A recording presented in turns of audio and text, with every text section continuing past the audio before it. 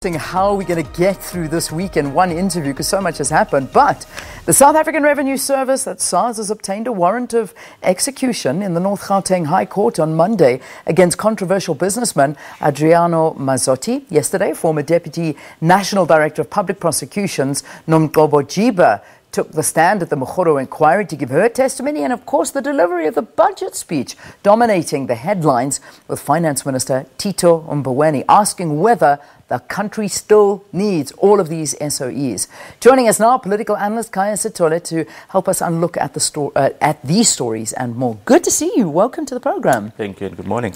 Can I start off with an apology to Pravin Gordhan last night as our top story, or something that came out that's top of mind? What did you make of that? Disaster. Really? And okay. I think what you're seeing here is that this unity message that the ANC tried to drum into all of us in Nasrec in December 2017 quite simply hasn't gained any traction within the ANC itself. So you saw there was this story that Senzo Mchunu said that the black engineers was to blame for the Eskom woes. I wasn't there at the interview that he may or may not have conducted, so I don't know whether he said that. But then apparently then Pravin echoed the same sentiments. So then you had these volleys of shots being fired from within the ANC to say that these two need to apologize because they're undermining black engineers. You had black organizations also expressing frustration. There's only Pravin Gordhan to then fire an even more explosive letter back to the ANC Secretary General saying that I want an immediate retraction because none of these things happened. Then of course the ANC was forced into a corner where they then had to retract the apology to both of them. It is really quite an embarrassing episode, because you would have thought that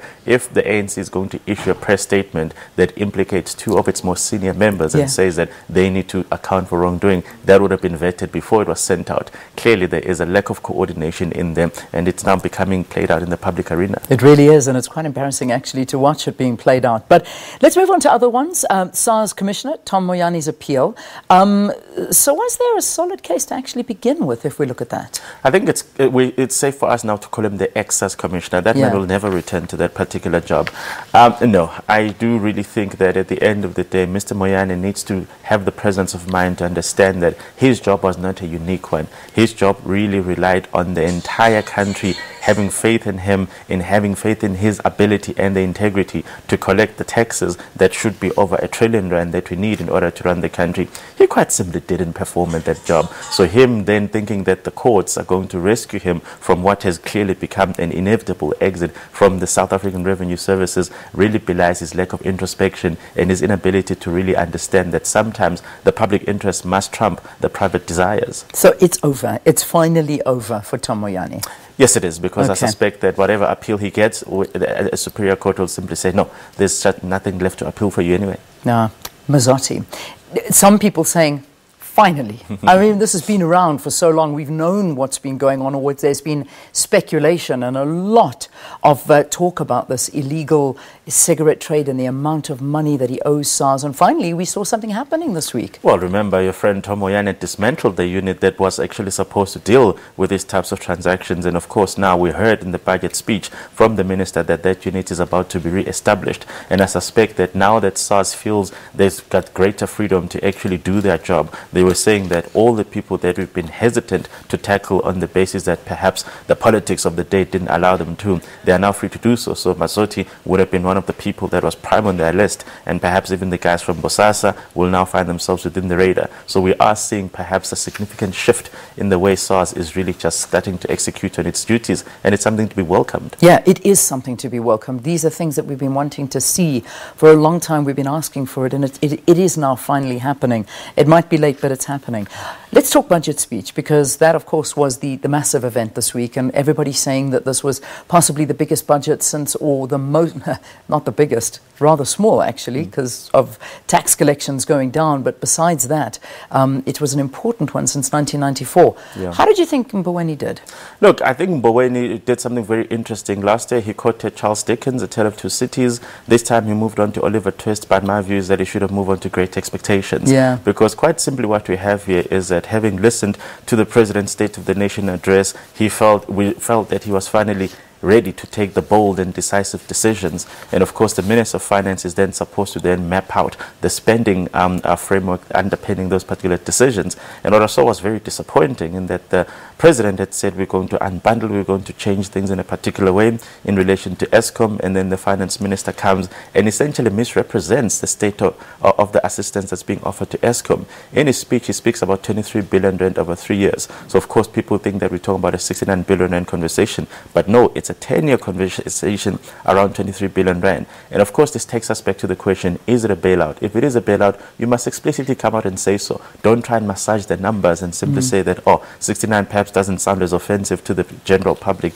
as 230 billion rand might sound. The reality is that we all know that Eskom is in trouble. But if you're then going to take taxpayer funds and then bail them out, there's absolutely no need for you to hide or massage the conversation. You need to tell us what the facts are, because we are funding that particular program. So I found that rather disingenuous of him. Yeah. And only yesterday did they then see the need to clarify that, yes, it's actually a 10-year commitment. But of course, the way the budget gets delivered is that we do it over the medium term, which is a 3-year process. But that didn't have to stop him from saying, yes, in the medium term, it's 23 billion over 3 years, but there is a commitment to then say we might extend this for another 7 years if Eskom does the right things. He then also, unfortunately, then confuses us even more, because right now, absolutely nobody knows who's actually running Eskom. You've got the executive team, which is supposed to report to a board, but then that board seems to be working in parallel with the task team, and it is this task team that came up with the idea of unbundling, apparently. And now, as a process of that unbundling, Tito Mboweni now says he's going to appoint a restructuring officer, but is going to appoint an independent restructuring officer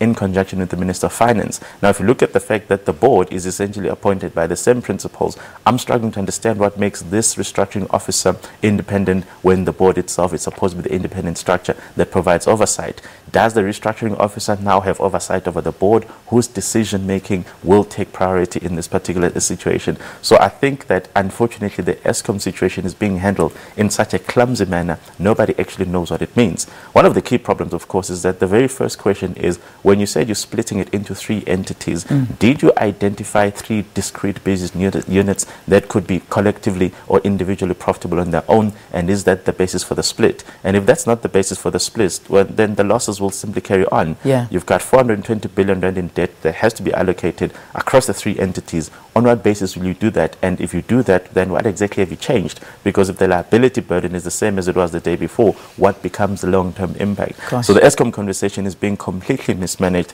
Remember, a few weeks ago, we had the Minister of Public Enterprises saying that Eskom is insolvent, only for him to change that tune a few hours later and saying it got liquidity challenges. Well, we can see right through the English. It's the same thing. Indeed, indeed, it really is. But one of the interesting comments coming from our finance minister was asking the question, do we really need state-owned enterprises? Do we? Do we really need them? That was a very courageous question from the finance minister, and I suspect that it's because he was a finance minister who's not really dreaming about returning to the job. So he's got the ability to be far more brutal and far more honest in his assessment of the situation than other politicians might be. Now, the big issue relating to state-owned enterprises is that we all understand that they serve a dual mandate. There is the profit mandate, which is the economic mandate, and there's also the social mandate, because there are things that private enterprises which are geared to profits only would simply never venture into. So if SAA had its own way, it wouldn't fly politicians across the country at the politicians' whims. If Eskom had its way, it wouldn't offer electricity to people who do not have the ability to afford it. But of course, in that case, we leave so many other people without access to lights. So Eskom has the dual mandate, they need to fulfill it.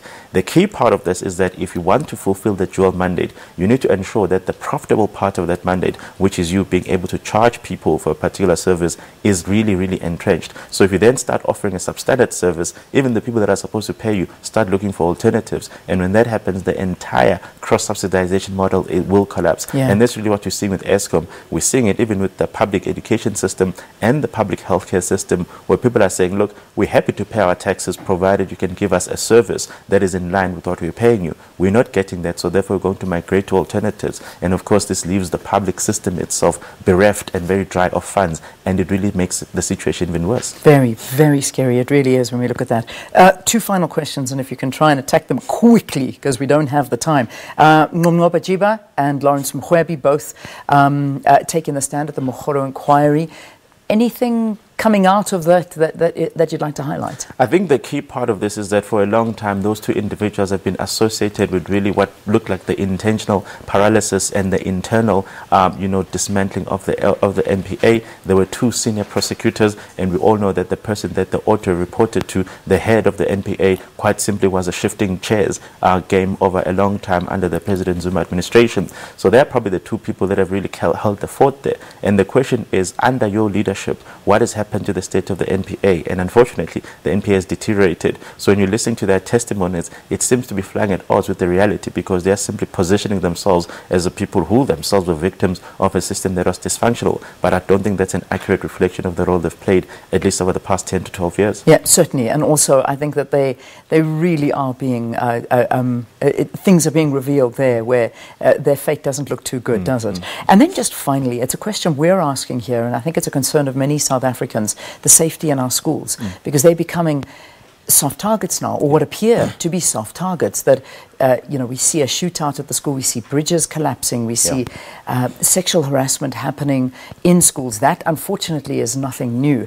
It's becoming a very dire situation. In your opinion, I mean, do you believe that swift action needs to be taken in these schools and security needs to be increased? So I look at schools as social assets, and social assets not only belong to the immediate community, but they belong to the country at large.